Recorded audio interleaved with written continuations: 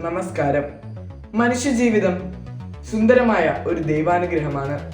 എന്നാൽ അതിനെ തകർക്കാൻ നമ്മൾ തന്നെ തയ്യാറാകുന്നത് മയക്കുമരുന്ന് ഉപയോഗത്തിലൂടെയാണ്.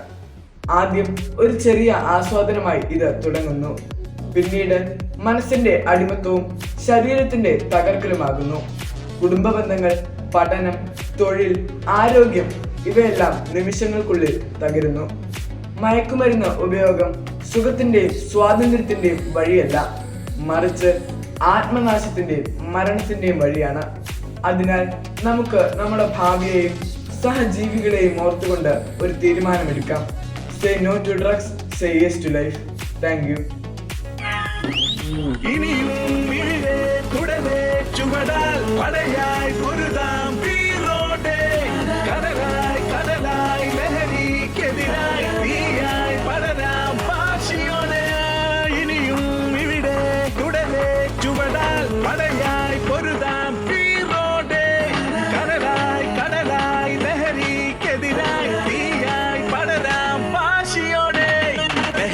െതിരായ നിചരാൻ പോരൂ യുവജനമേ, വേഗം നിങ്ങൾ ഇനി ലഹരിയിൽ തകരാതിടുവാനെന്നും സാന്ത്വനമായി കൂടെ ഞങ്ങൾ യേശുവിലണി ചേരാമൊന്നായെന്നും ആ ലഹരിയിൽ മുന്നേറിയ തിരുസഭയുടെ തണലിൽ വളരാമെന്നും സഭയുടെ മക്കൾ നമ്മൾ.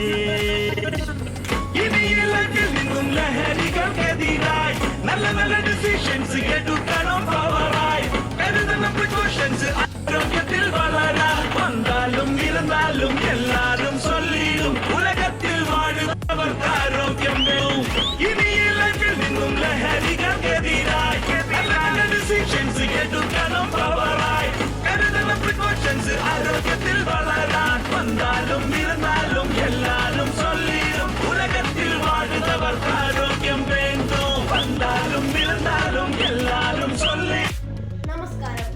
ലഹരി ഉപയോഗം നമുക്കും നമ്മുടെ കുടുംബത്തിനും സമൂഹത്തിനും മാത്രമല്ല, ആരോഗ്യത്തെ നശിപ്പിക്കുന്ന രോഗങ്ങൾക്കും കാരണമാകുന്നു.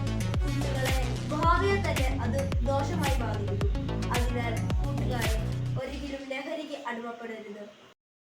ലഹരിക്കെതിരായ ഏറ്റവും ഫലപ്രദമായ മാർഗം അതിലെ വിപത്തിനെ കുറിച്ചുള്ള ബോധവത്കരണമാണ്. ലഹരി നമ്മുടെ ജീവിതത്തെയും അതിലെ സന്തോഷങ്ങളെയും കെടുത്തിക്കളയുന്ന മഹാവിപത്താണ്. അതിനാൽ നമുക്ക് ലഹരി ഉപയോഗിക്കാതിരിക്കാം. നന്ദി.